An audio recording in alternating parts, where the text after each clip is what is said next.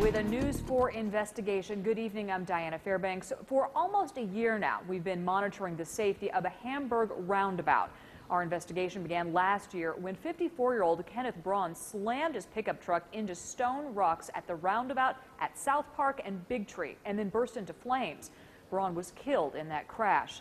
The accident prompted the Department of Transportation to make changes to the traffic circle. And just last week, we showed you the new fiberglass boulders that are in place in hopes of making the roundabout safer. We took another look at the intersection today and discovered the boulders may not be the only safety concern. Luke Moretti is here with more on his investigation. Luke. Diana, it appears that there's some confusion about who has the right of way and who should be yielding.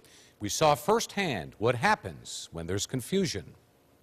No sooner than we arrived at this town of Hamburg roundabout, an accident happened right in front of us. This thing has caused too many problems.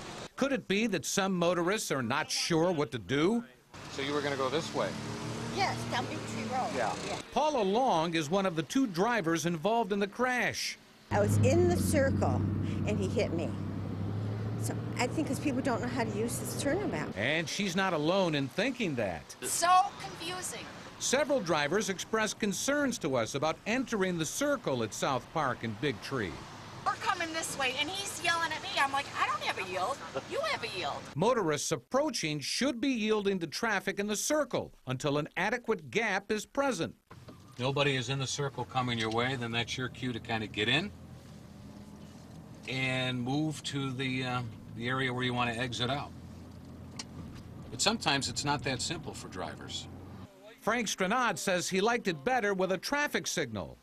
Now you don't have the traffic signal here anymore. There's no control of traffic. Craig Mosrell, acting regional design engineer with the State Department of Transportation in Buffalo, told us just last week that people need to use common sense. We think it's working the way it's supposed to. Between 15 and 18,000 cars a day go through the roundabout, and we really haven't had any other problems with it. But not everyone agrees. Now, with the Rich Stadium and the Bills opening, it's going to be a nightmare. This is the main drag for the Rich Stadium. You think this is a bad idea? It's a bad idea, yeah. It cost one life already.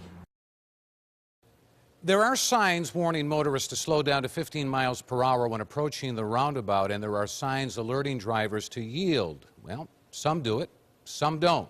Another reason to stay alert and prepare for the unexpected. Luke Moretti, News 4.